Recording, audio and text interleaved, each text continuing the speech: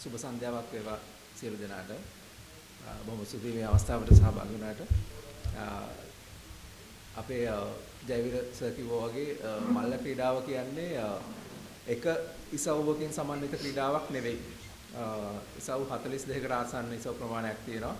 ඉතින් ලංකාවේ අපේ ඉතිහාසය ගත්තොත් විවිධ ඉසව් වලින් අපි ජයග්‍රහණය ලැබලා තියෙනවා. ඉතින් ඒ වගේම ආසියානු ශූරතාවය ගත්තොත් අපි රන් පදක්කම් 10ක් දිනලා තියෙනවා. ආසියානු ශූරතාවයේදී මල්ල ක්‍රීඩාවෙන් පමණක්. මල්ල ක්‍රීඩාව විතරයි ක්‍රිකට් ක්‍රීඩාවට අමතරව ක්‍රිකට් ක්‍රීඩාව එක රන් පදක්ම දිනාගත්තා. ඊට අමතරව මල්ල ක්‍රීඩාවෙන් තමයි ඉතුරු රන් පදක්කම් 10ම දිනලා තියෙන්නේ. අවසාන ශූරතාවයේදී අපේ තරුෂි දිනාගත් පදක්මකට පෙර 10ක් තමයි දිනලා තිබුණේ. ඉතින් අපේ හැකියාව විවිධයි අපේ රට කියන්නේත් සමකේ ආසන්න කෙන්යාව ඉතියෝපියාව වගේ ඒ සමක ආසන්නයේ තියෙන රටක්. ඉතින් අපේ හැකියාව ඉතා විශේෂ හැකියාව විශේෂයෙන් දූපතක් වගේ රටක් හින්දා මේ ලංකාව. ඉතින් අපි තාවම විශේෂයෙන් අපි දකිනවා පාසල් ක්‍රීඩා තරඟවලදී එක ඉසව්වට ක්‍රීඩකයෝ අපි දකිනවා සමහරවිට දැන් මෙතුමාලා දන්නවා පාසල් ක්‍රීඩා තරඟ තියෙනවා කනිෂ ක්‍රීඩා තරඟ එක ඉසව්වට ළමයි 400 500 ඉන්නවා සමහරවිට එක ඉසව්වට. ඉතින් ඒකින්ද තමයි දැන් පළාත් මට්ටමට වෙන් කරලා ඒ වගේ ක්‍රීඩා තරඟ පවත්වන්නේ. ඉතින් හැබැයි අපි ඔවුන්ට කිසිම සහයෝගයක් දක්වන්නේ නැතුව ඔවුන්ගේ ඌමනාවෙන් එන ක්‍රීඩකයෝ. ඉතින් හැබැයි අපි ඒ ක්‍රීඩකයෝ රැකගන්න අපේ මං හිතන්නේ අපේ ප්ලෑන් එකක් තිබුණේ නැහැ මෙච්චර කාලෙකට. ඉතින් ඔවුන්ටම ක්‍රීඩාව එපා වෙලා එළියට යන තත්ත්වයක් තමයි තිබුණේ. එන ක්‍රීඩිකාව රැකගන්න අපිට හරි ක්‍රමවේදයක් තිබුණේ නැහැ. ඉතින් අපි බලාපොරොත්තු වෙන්නේ ඔවුන්ව ඉදිරියට ගෙනියන්න අපිට අවශ්‍ය පහසුකම් ලබා දීලා ඒ වගේම හරියට අපේ දක්ෂ ක්‍රීඩිකාවන්ට අපි පූල් කරද්දී හරි අපි සංචිතගත කරද්දී නිසි ක්‍රමවේදයන් කලින් ලබා දෙන්නේ නැහැ බොහෝ වෙලාවට. ඉතින් විශේෂයෙන්ම අපි තරඟ වලට සහභාගී වෙන්න විශේෂයෙන්ම තරඟ කාලසටහන් බොහෝ වෙලාවට තරඟයට කලින් දිනේ ලබා දෙන්න. අපි ඒවා ඊටම කලින් ලබා දීලා මේ ක්‍රමවේදයන් හරියට සකස් කරන්න ඕනේ. සංචිතගත කරන ක්‍රමවේදයන්. ඔවුන් දැනුවත් කරොත් තමයි විශේෂයෙන්ම ඔවුන්ට පුහුණුකරුවන්ට පුළුවන් වෙන්නේ තමන්ගේ ඉලක්ක අනුව කටයුතු කරන්න. කලින් ඉලක්ක හදලා විශේෂයෙන්ම අපි දැනට අපේ ඉන්න ජාතික මට්ටමේ ක්‍රීඩිකාවන් ඔවුන්ට අපි වෙනම ප්ලෑන් එකක් 1-to-1 ප්ලෑන් එකක් හදන්න ඕනේ. ඒ කියන්නේ අපි ඔක්කොටම එක විදිය හරියන්නේ නැහැ. හැම ක්‍රීඩිකාවටම එකම ප්ලෑන් එක හරියන්නේ නැහැ. ඔවුන්ට වෙනම පුහුණුකරුවන් සමග කතා කරලා වෙනම ඔවුන්ට ප්ලෑන් එකක් හදන්න ඕනේ. අපේ ඉන්න දක්ෂ ක්‍රීඩිකාව දැනටත් ජාතික මට්ටමේ විශේෂයෙන් අපේ රුමේෂ් සරංගගම ඒ ක්‍රීඩකයා සහභාගී වෙන්න ඕන තරඟ දැන් ඔහු ඕස්ට්‍රේලියාවේ මේ පහුගිය දවස්වල තරඟ වල සහභාගී වුණා. හැබැයි ඔහු දැන් මේ වයසට පැවැත්වෙනවා ලෝක වර්ල්ඩ් අල්ටිමේට් චැම්පියන්ෂිප් කියලා අලුත් තරඟයක්. ඒ කියන්නේ වෙනද අපේ ලෝක ශූරතා තරඟය තමයි තිබ්බේ වර්ල්ඩ් චැම්පියන්ෂිප් එක. මේ අවුරුද්දේ අලුතෙන් ආරම්භ වෙනවා වර්ල්ඩ් අල්ටිමේට් චැම්පියන්ෂිප් කියලා තරඟයක්. ඒකෙදී විශේෂයෙන් අපි හෙල්ල විසිරීම ගත්තොත් ලෝකේ 8 දෙනා ඒකට සහභාගී වෙනවා. ලෝකේ ඉන්න හොඳම ක්‍රීඩිකාව සහභාගී වෙනවා. අපි ලෝක ශූරතාවය ගත්තොත් එක රටකින් 3 දෙනා බැගින් සහභාගී වෙන්න පුළුවන්. හැබැයි මේකෙදී එහෙම සීමාවක් නැහැ. විශේෂයෙන් අපි ගත්තොත් අනිත් ක්‍රීඩා ඉසව්වල 16 දෙනෙක් සහභාගී වෙනවා. හැබැයි මේකේ දැන් ඇමරිකාවේ ඉන්නවනම් හොඳම 7 දෙනෙක් ඒ 7 දෙනාටම සහභාගී වෙන්න පුළුවන්. ලෝක ශූරතාවයේදී එහෙම සහභාගී වෙන්න බෑ. ඉතින් අපිට මේ තරඟයට යොමු කරන්න පුළුවන් ක්‍රීඩකෙක් තමයි මේ රුමේෂ් තරඟ කියන්නේ ක්‍රීඩකයා. ඒතකොට ඔහු ඉන්න ඕනේ ලෝකේ පළවෙනි 8 දෙනා අතර. හැබැයි ලෝකේ ක්‍රමවේදයක් තියෙනවා. විශේෂයෙන් මේ 2019 පස්සේ මේ මල්ල ක්‍රීඩාව සම්පූර්ණයෙන් වෙනස් කරලා තියෙනවා මේ අලුත් ක්‍රමවේදات එක්ක. දැන් ඉස්සර තිබිච්ච ක්‍රමවේදය නෙවෙයි දැන් මේගොල්ලෝ සකස් කරලා තියෙන. ඉතින් ඒ පිළිබඳ ලොකු අවබෝධයක් තියෙන්න ඕනේ මේ මල්ල ක්‍රීඩා සංගමයට මේ ක්‍රීඩකයන්ව ඒ තරඟ සඳහා යොමු කරලා. විශේෂයෙන් අපි රුමේෂ් තරඟ ගත්තොත් ඔහුට ඒ අවශ්‍ය විශේෂයෙන් ඩයමන්ඩ් ලීග් තරඟයට අනිවාර්යෙන් ඔහු සහභාගී විය යුතුයි. මේවර ලෝක වර්ල්ඩ් අල්ටිමේට් චැම්පියන්ෂිප් එකට සූචකම් ලබන්න. ඉතින් ඒ වගේ තරඟ අවස්ථා අපි හරියට ඔවුන්ට ලබා දෙන්න ඕනේ.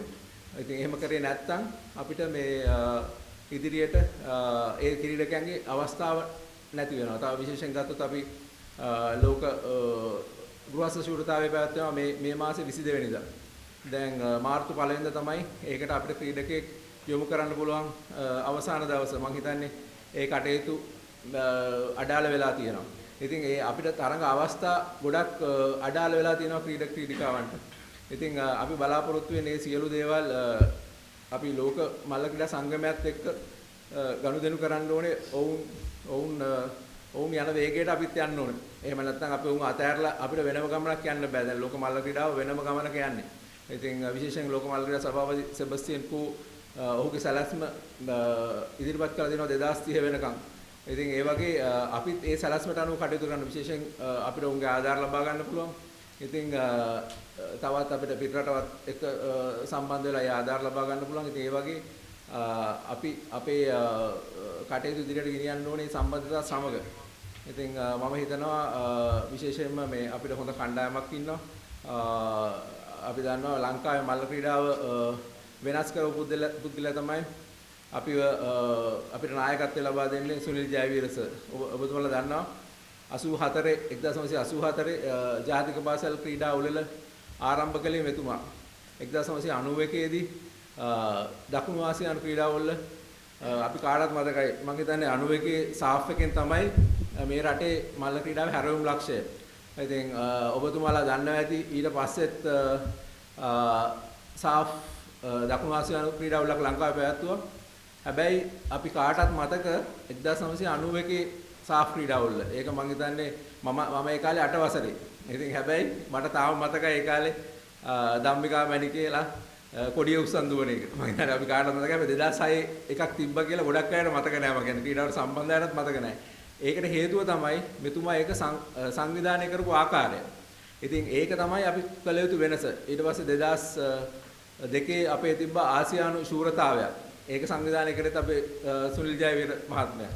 ඉතින් එතුමාගේ සංවිධාන ශක්තිය සහ ඒ කාලේ කරපු මේ වෙනස දැන් 1992 මෙතුමා 91 දකුණු ආසියානු ශූර තරගාවලිය සංවිධානය කරද්දී අපේ මොණ්ඩු ධාවන පතයක් එළුවා අපේ සුගතදාස ක්‍රීඩාංගණයේ 91 දී. ඉතින් ලෝකේ ඔලිම්පික් වල 1992 ඉඳන් දිගටම මේ දක්වාම මොණ්ඩු ධාවන පත තමයි තියෙන්නේ. ඉතින් ලංකාවේ අපිට විශ්වාස කරන්න අමාරුයි 91 දී මොණ්ඩු ධාවන පතයක් තිබුණා. ඉතින් ඒ ධාවන පතේ නිසා තමයි අපේ 90 ගණන් වල ක්‍රීඩිකාව බිහි වුණේ. සමහරට ඒ දුවපු ක්‍රීඩිකාව දන්නේ නැතුව ඒගොල්ලෝ මොණ්ඩු ට්‍රැක් එක දිව්වේ කියලා. ඉතින් ඒ වුණාට ඒ ධාවන පතේ උදව් වුණා. ඒ ධාවන පතේ අවුරුදු 10ක් මේ ලංකාවේ තිබුණා 2002 වෙනකම්. 2002ත් ආයි මෙතුමාමයි ඒෂියන් චැම්පියන්ෂිප් එකේ එතකොටත් මොණ්ඩු ධාවන පතයක් තමයි. අපිට 2012 ඉඳන් මොණ්ඩු ධාවන පතයක් මේ ලංකාවට නැහැ. සාමාන්‍ය ලෝකේ රටවල් ඉදිරියට යන්නේ අනිත් පැත්තට. ඉතින් අපිට තියෙන පහසුකම් අඩු වුණා. ඇත්තට සමහර අය කියනවා ඒ කාලේ පහසුකම් තිබුණේ නැහැ දැන් තියෙනවා කියලා. ඇත්තම කතාව ඒක නෙවෙයි. ඉතින් ඒ කාලේ ඒ විශේෂයෙන් දැන් උදාහරණයක් හැටියට ගත්තොත් මම නම කිව්වට කමන්න සමහර දැන් ගිය පාර ඔලිම්පික් තරගයට සහභාගී වුණ අපේ අරුණ දර්ශන ක්‍රීඩකයා. ඔහුගේ මෙහි දක්ෂතාවය තිබ්බේ තප්පර 45.5ක විතර. හැබැයි මම කිව්වා උට 44 ගානකින් දුවන්න පුළුවන්. ඔහු ඔලිම්පික් ගිහලා 44.99කින් දිව්වා. ඒකට හේතුව ඔහුගේ දක්ෂතාවය වැඩි වීමක් නෙවෙයි. හොඳ ධාවන පතේ නිසා. ඒක අද ලෝකේ විශේෂයෙන්ම සෙබස්තියන් කෝ යටතේ දැන් අපේ තහනම් උත්තේජක මර්ධනය දැන් ලෝකෙ ඉහළින්ම කරනවා මර්ධනය. ඉතින් ඉස්සර තහනම් උත්තේජක භාවිතා කරා ඒව මර්ධනය එච්චර උන්නේ නැහැ. හැබැයි දැන් ක්‍රීඩිකාව ලෝකේ දක්ෂത දක්වන්නේ තහනම් උත්තේජක වලින් නෙවෙයි. හොඳ සපත්තු ස්පයික්ස් ඊළඟට ධාවන පත එකක්. ඉතින් අර තහනම් උත්තේජක වලින් අඩු වෙච්ච දේ මේ වලින් ලැබිලා තියෙනවා. ඉතින් ඒ වගේ ඒ පහසුකම් තමයි දැන් අපිට ඕනේ. දැන් ලෝකේ තියෙනවා පේසින් කරන්න ලයිට් සිස්ටම් පේසින් ලයිට්ස්. ඉතින් අපිට ඒවා හිතන්නවත් බෑ මං හිතන්නේ. ඉතින් මං කියන්නේ මල්ල ක්‍රීඩා සංගමයට බැරි වෙයි මේවා අපේ සල්ලි වලින් අරන් දෙන්න බැරි වෙයි. මොකද මල්ල ක්‍රීඩා සංගමෙ එච්චර පොසත් නැහැ. හැබැයි අපි ඒකේ වගකීම තියෙන මල්ල ක්‍රීඩා සංගමයට. අපි ඇමතිතුමාට කතා කරන්න ඕනේ නැත්නම් ජනාධිපතිතුමාට කතා කරන්න. එහෙම නැත්නම් අපි වෙන රටකට කතා කරලා හරි. ඒක අපිට අවශ්‍යතාවයක් තියෙනවා. මල්ල ක්‍රීඩා සංගමයට ඒ අවශ්‍යතාවය තියෙන්න ඕනේ. ඒ කැපවීම තියෙන්න ඕනේ. මල්ල ක්‍රීඩා සංගමයේ ඉන්නේ තරගයකින් තේරෙන ක්‍රීඩකයෙක්ව බල්ලා පිටරට යවන්න විතරක් නෙවෙයි. ඒකෙනුත් එක්කෙනෙක් කපලා ඉතුරු එක්කෙනා යවන්න නෙවෙයි. මල්ලක්‍රීඩා සංගමය මේ ක්‍රීඩිකාවන්ට ආදරය කරන සංගමයක් වෙන්න ඕනේ. මල්ලක්‍රීඩා සංගමයට අවශ්‍යතාවය තියෙන්න ඕනේ මේ ක්‍රීඩාව ඉදිරියට ගෙනියන්න. ඉතින් අපිට බැරි නම් අපිට ලංකාවට මේ මුදල් ප්‍රශ්න තියෙනවා නම් අපිට මොන ට්‍රැක් එකක් දාන්න හරි අවශ්‍ය පහසුකම් දෙන්න. අපි දැනගන්න ඕනේ අනිත් රටවලත් එක්ක කතා කරලා ඒ දේ කරන්න. උදාහරණයක් කියන්න පුළුවන් 2022 ලෝක ශූරතාවය ඇමරිකාවේ තිබුණේ යූජින් ප්‍රාන්තයේ. ඉතින් හිතන්න පුළුවන් ඇමරිකාවේ ඕන තරම් සල්ලි දිනවනේ ආණ්ඩුවනේ කරේ කියලා නෑ. ඒක කරේ ඇත්තට ආණ්ඩුවෙන් නෙමෙයි කරේ. ඒක නයික් හිටපු කෝ-ෆවුන්ඩර් එතුමාගේ විශ්වවිද්‍යාලය එතුමාගේ තනිකර වියදමින් තමයි මේ ක්‍රීඩාංගණය හැදුවේ. ඩොලර් මිලියන ගණනක් වියදම් කරලා එතුමා තනියම හැදුවා. ඉතින් ඒ වගේ පුද්ගලයන්ගෙනුත් අපිට සමහර විට ආධාර ගන්න පුළුවන් අපිට. ඒ වගේ අපිට උත්සාහයක් තියෙන්න ඕනේ මේ ක්‍රීඩාව ඉදිරියට ගෙන යන්න. මල්ල ක්‍රීඩා සංගමයේ වගකීම තමයි අපේ ක්‍රීඩකයන්ව ඉදිරියට ගෙන යාම. ඉතින් අපි ඉදිරියේදී බලාපොරොත්තු වෙන්නේ මේ වගකීම අපි ගන්න. ඉතින් අපිට මේක අපිට සල්ලි නැහැ. අපිට ආණ්ඩුවෙන් ට්‍රැක් එක දැම්මේ නැහැ. එහෙම කියලා අපිට නිදහසට කාරණාවක් වෙන්න බෑ. ඒක නිදහසට කාරණා වෙන්න පුළුවන්. හැබැයි අපි ඒකට උත්සාහ කරන්න ඕනේ. එහෙම කියලා අපි පැත්තකටලා හිටියොත් ඉතින් අපි මේ වගකීම ගන්න තමයි මෙතනට එන්නේ. ඉතින් ඔබතුමාලා මම හිතන්නේ අපිට ඉදිරියේදීත් හම්බ වෙයි. ඉතින් අපෙන් ප්‍රශ්න ආයි ඊට පස්සේ හරි.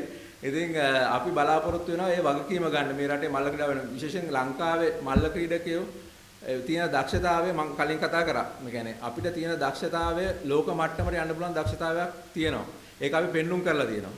සහ අපි අපේ මේ පහසුකම් මදිකම නිසා අපේ දක්ෂතාවය නැතිලා තියෙනවා. අද තියෙන්නේ අපිට දියගම ට්‍රැක් එකත් දැන් 2019 දියගම ට්‍රැක් එක එළුවේ. එතකොට දැන් අද 2026ක්. සාමාන්‍ය ඒක මොණ්ඩු දාවන පතයක් නෙවෙයි. ඒ වගේ දාවන පතක් උපරිම අවුරුදු 5යි පාවිච්චි කරන්න පුළුවන්. ඉතින් අපේ සුගතදාස ක්‍රීඩාංගණේ දාවන පතේ 2018 තමයි එළුවේ. එතකොට දැන් ඒකට අවුරුදු 8කට කිට්ටු වෙන්න එනවා. ඉතින් හැබැයි මල්ලකට සංගමයට එක් කරන්න බැරි වෙයි. හැබැයි ඒකට අවශ්‍ය තල්ලුව දෙන්න ඕනේ මල්ලකට සංගම. මේක වගකීම ගන්න ඕනේ මල්ලකට සංගමය මම හිතන්නේ. ඉතින් අපි බලාපොරොත්තු වෙනවා ඉදිරියට ඒ දේ කරන්න. අපි පුළුවන් උපරිම හැකියාවෙන් උපරිම ධෛර්යය දාලා අනිත් එක අපිට පුළුවන් ලෝක මල්ලකට සංගමයත් එක්කත් සාකච්ඡා කරලා අපිට පහසුකම් ලබා ගන්න. ඉතින් අපි මල්ල ක්‍රීඩාවට අපි අපේ උපරිම කැපකිරීම කළ විශේෂයෙන් අපේ හොඳ කණ්ඩායමක් ඉන්නවා බිමල් විජේසිංහ මහතා. අර සුනිල් ජයවර්ස කිව්වා වගේ මෙතන මේ දුවපු ක්‍රීඩකයෙක් විතරක් නෙවෙයි වෙන්න ඕන. අපි දැකලා තියෙනවා පරිපාලනයේ දක්ෂයෝ බිහි වෙලා තියෙනවා. සමහර ලාවට දුවලත් නැහැ. අපිට මෙතනම උදාහරණයක් ගන්නත් පුළුවන් අපේ සුසන්ත අයියා. සුසන්ත ක්‍රිකට් ගහලා තියෙන්නේ. ඉතින් සුසන්ත පෑණු මහතා. ඉතින් එතුමා දක්ෂ පුහුණුකරුවෙක්. ඉතින් පුහුණුව පරිපාලනය විනිශ්චය අපි දැකලා තියෙනවා ලෝකේ සමහර ක්‍රීඩාව කරපු අය නෙවෙයි තියෙන්නේ. ඉතින් ඒ වගේ මොහු ක්‍රීඩා කරලා තියෙනවා. ඒ වගේම දක්ෂ පරිපාලකයෙක් තමයි අපිට අවශ්‍ය මේ සංගමය ගෙනියන්න ඉදිරියට. ඒතර ඔහුගේ පාර්ට් එක ඔහුගේ කොටස තියෙන්නේ පරිපාලනය. සහ මේකට අවශ්‍ය ෆන් රේසින් ඒව කරන එක ඒ වගේ දේවල්. ඉතින් ඒ වගේ මගේ පාර්ට් එක මම හිතන්නේ මේ ක්‍රීඩාව ගැන අධ්‍යයනය කරලා ක්‍රීඩකයන් ඉදිරියට ගෙන. ඒ වගේ අපි එක මේක ටීම් එකක් විදිහට අපි වැඩ කරන්න බලාපොරොත්තු වෙනවා. ඉතින් අපේ හොඳ කණ්ඩායමක් ඉන්නවා.